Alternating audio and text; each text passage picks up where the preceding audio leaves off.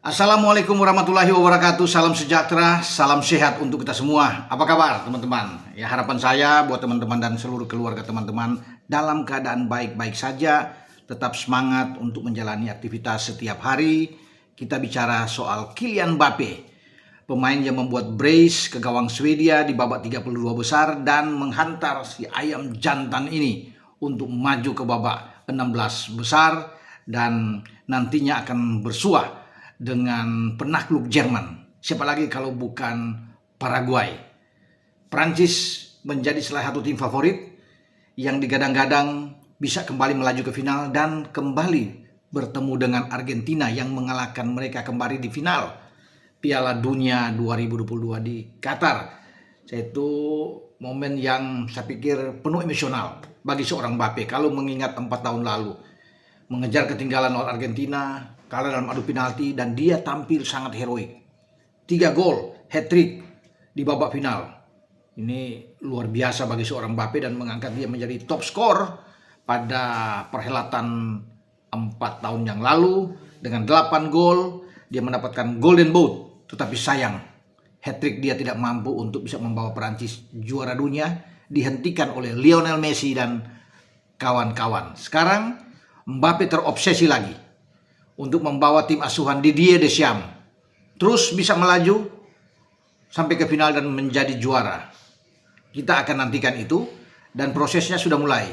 Ya, bagaimana melihat mereka lolos dari 32 besar, clean sheet menghadapi Swedia, aman 3 gol, dia ada brace di sana dan brace ini yang mengangkat nama Mbappe untuk mensejajarkan menyamai perolehan gol dari sang god Lionel Messi. Sama-sama 6 gol, tapi nama Mbappe lebih di atas Messi dengan perolehan sama 6 gol. Kenapa?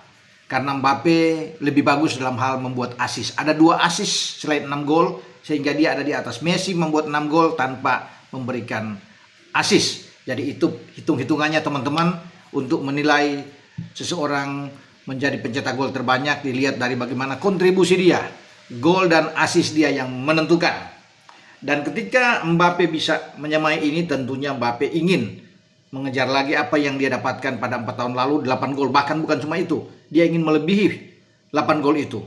Dia ingin mengejar gol-gol yang sensasional dibuat oleh pendahulunya, orang Prancis juga, di Piala Dunia 1958 tuh di Swedia, di mana Just Fontaine, striker dari Prancis, melesatkan 13 gol di dalam satu edisi Piala Dunia yang sampai saat ini tercatat tidak bisa dipecahkan oleh siapapun.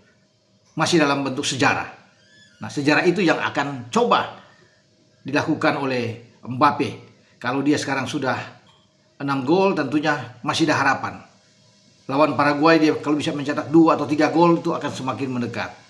Dan kalau sampai final terus dengan konsisten, maka Mbappe bisa mengejar atau menyamai paling tidak Just Fontaine pendahulunya. Walaupun ini terasa sulit, ya agak memang berat. Dia harus bisa mencetak 7 gol lagi untuk bisa sampai ke sana, atau bisa melampaui itu dia harus bisa membuat paling tidak dengan 8 gol lagi. Ya, sesuatu perlu perjuangan bagi Mbappe. Tapi tidak ada yang tidak mungkin ketika dia terus di dalam top performance yang baik, didukung oleh pemain-pemain yang bagus di belakang dia.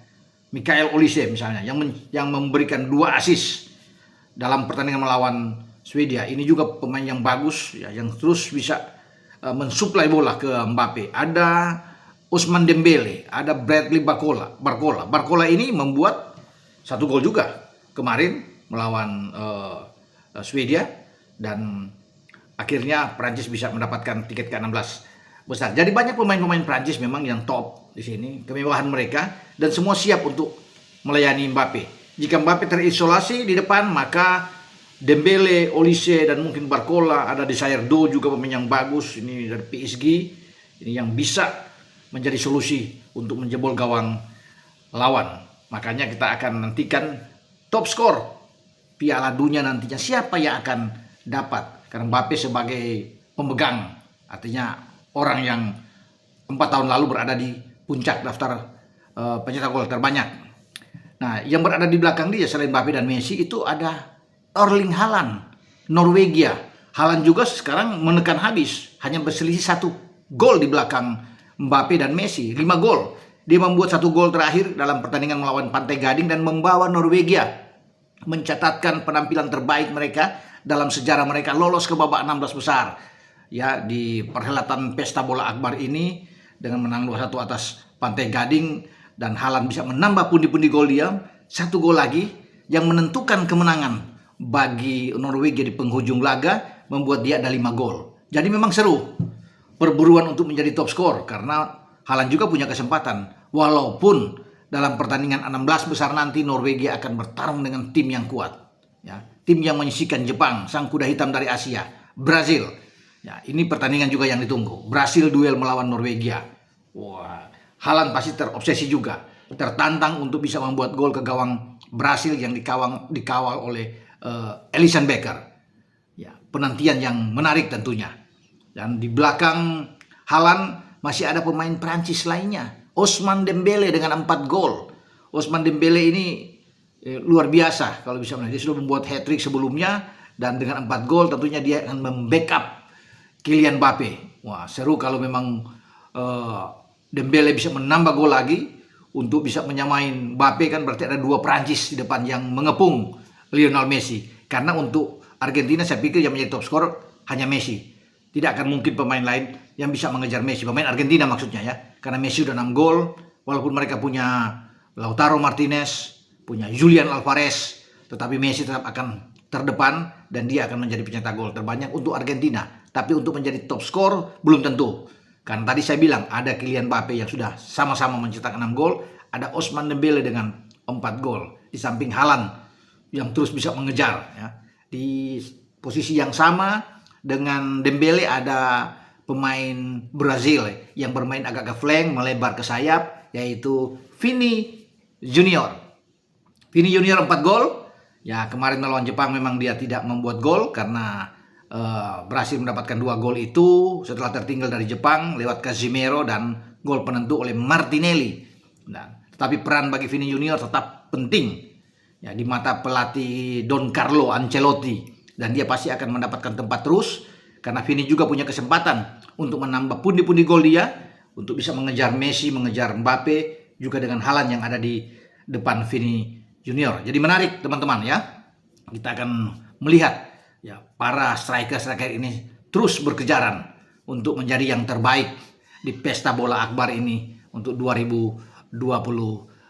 Apakah Mbappe akan tetap mempertahankan apa yang dia dapatkan di 4 tahun lalu di Qatar, atau Messi, atau Erling Haaland, bahkan Dembélé rekan Mbappe, atau Vini Junior yang melampaui dia? Tapi tetap saya pikir Mbappe sudah 6 gol saat ini, dia akan terus bisa melaju karena posisi dia memang persentase untuk bisa mencetak gol sangat tinggi untuk Mbappe, karena memang dia ditugaskan untuk mencetak gol berada di lini serang sebagai nomor 9 di tim Prancis. Oke, dengan saya Bung Ropan berbicara di sini, dan sebelum saya tutup, saya juga mengucapkan selamat kepada Meksiko. Bermain di Azteca walaupun sempat tertunda, Meksiko menghajar Ekuador 2 gol tanpa balas, sehingga tim Javier Aguirre ini bisa melaju lewat gol Quinones dan Jimenez, sehingga mereka maju ke babak selanjutnya di babak 16 besar untuk menunggu apakah Inggris atau Kongo yang akan mereka hadapi di babak 16 besar, karena Inggris akan bermain nanti malam menghadapi si kuda hitam Kongo. Oke, sampai di sini. Wassalam. Ciao.